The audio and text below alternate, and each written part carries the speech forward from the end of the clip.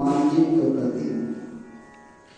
उद्धार दी कहने का भाव ये है कि इन लोगों ने बिना किसी भेदभाव के प्राणी मात्र को भक्ति दान दिया है।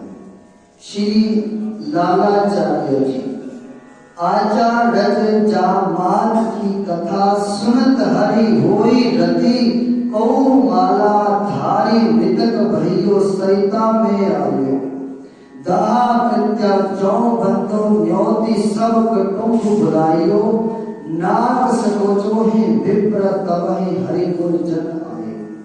जेवत देखे सबनी जात काहू नहीं पाए, लालाचार्य लक्षदा प्रचुर भई महिमा जगती। आचार्य जामाल की कथा सुनत हरि होई रति। शब्दार्थ जमात मैंने दामाद, मालाधारी कंठी पहनने वाले जो पहनते हैं। हरिपुर बैकुंठ जन पार्षद भक्त लक्षदा बहुत अधिक लाखों प्रकार से प्रचुर अति अधिक जगती संसार में। अर्थ श्री रामानुजाचार्य जी के दामाद श्री लालाचार्य जी की कथा सुनते ही भगवान में विशेष प्रीति होती है। बोलो जय श्री राम। जय श्री राम। एक बार कोई तुलसी कंठी धारण किए हुए मृतक शरीर नदी में बहता हुआ आया। श्री लालाचार्य जी ने उसे निकालकर उसे अपने भाई के समान दाह संस्कार किया। 13वें दिन भोजन के लिए ब्राह्मणों को तथा कुटुंबियों को निमंत्रण देकर बुलाया। अज्ञात शव का भंडारा जानकर ब्राह्मण लोग नाक बोह से कोड़ने लगे और भोजन करने कोई नहीं आया। कलकत्ते के बैकुंठ धाम से भगवान के पार्षद आए, जिन्हें भोजन करते हुए तो सभी लोगों ने देखा, परंतु जाते समय वे आकाश मार्ग से चले गए। किसी को मिले नहीं, उन्हें किसी ने ना पाया। इस चमत्कार से लालाचार्य जी की महिमा लाखों गुनी बढ़ गई।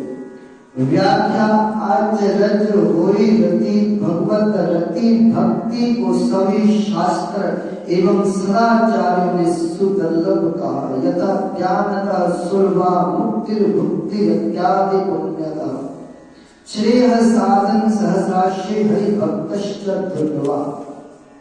ज्ञानी के द्वारा मुक्ति सुलभ हो जाती है।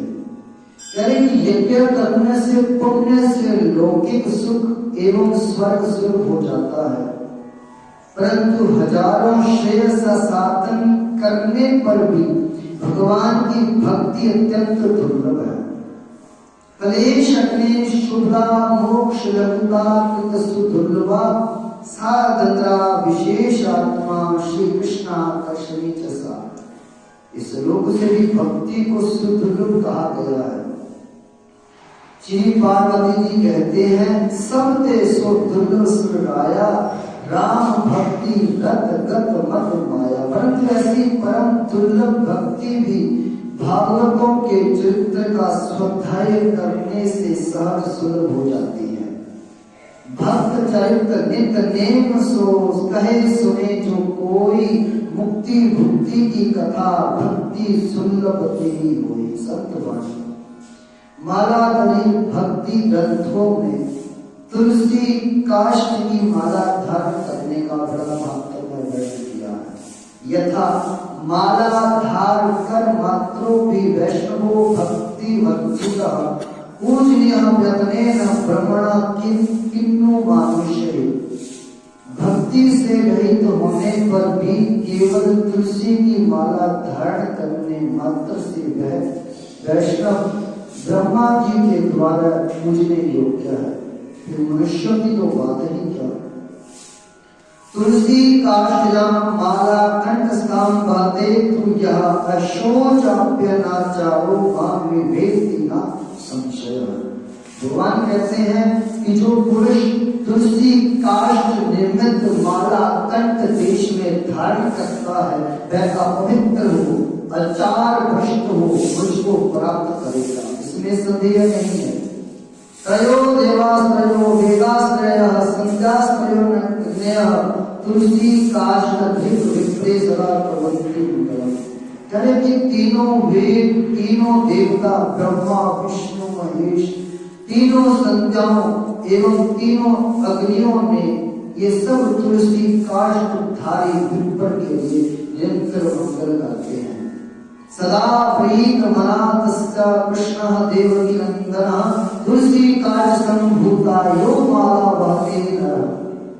तुलसी काष्ठ की माला धारण करने वाला पर भगवान कह रहे कि बांके बिहारी सदा प्रसन्न रहते हैं।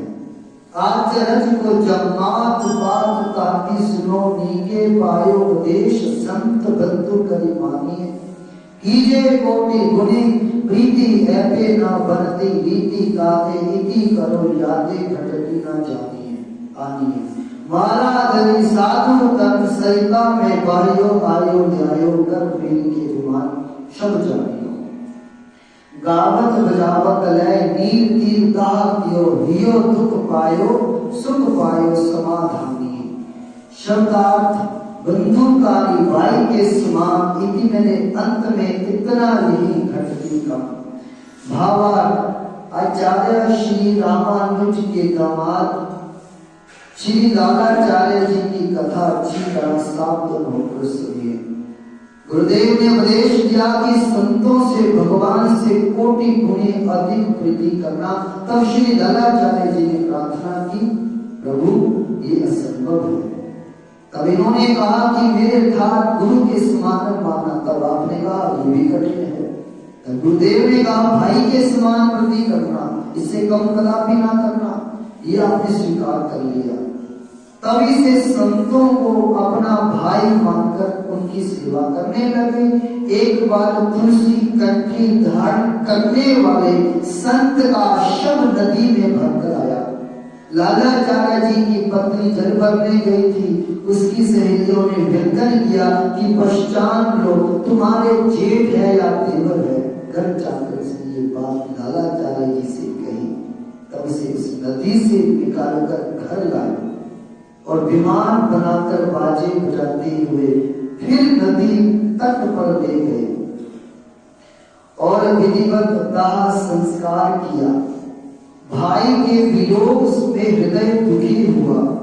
पुनः उन्होंने श्री स्वामी रामानुज आचार्य जी के जमात भी थे एवं शिष्य भी थे।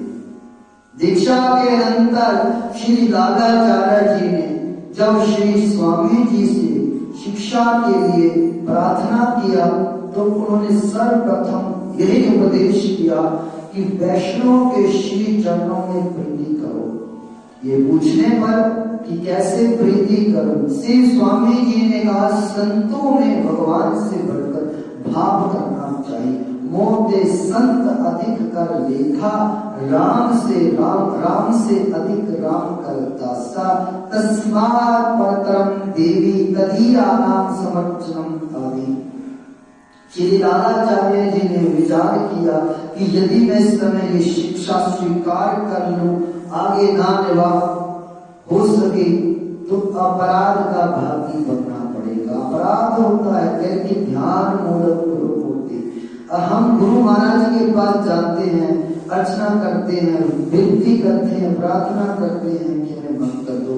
यदि आप उस मंत्र का जप नहीं करते, समय नहीं निकालते, 1 घंटा 2 घंटा नहीं निकालते, कहने कथा का तात्पर्य है, तब भी अपराध बनता है। अतः निवेदन किए कि ऐसा भाव होना तो मेरे लिए असंभव है। तब श्री आचार्यपाद ने भगवान के समान यथा संत भगवंत अंतर निरंतर नहीं केमपि मति विमल कह दास तुलसी भाव करने को कहा। इसे भी अस्वीकार करने पर अपने सम्मान मानने को कहा। संत सभी गुरुदेव हैं, सदगुरु साचे संत, परंतु जब ये नहीं स्वीकार किए तो बड़े भाई सम्मान मानने पर जोर दिए। बोलिए अपने अपने गुरु महाराज श्री बाबा आत्मानंद जी महाराज, पूज्य पार्षद श्री सद्गुरुदेव जी महाराज, उमापति महादेव की, अस्सी चार चौरासी कन्याई माता जी सदा, सचिया जोता माई माता जी सदा, उद्यानस्ते वाली माता जी सदा। सारी संगत अपने अपने नेत्र बंद कर लो और मौन हो जाओ। अपने अपने गुरु महाराज जी को ध्यान करो ते चरणां ते प्रणाम करो।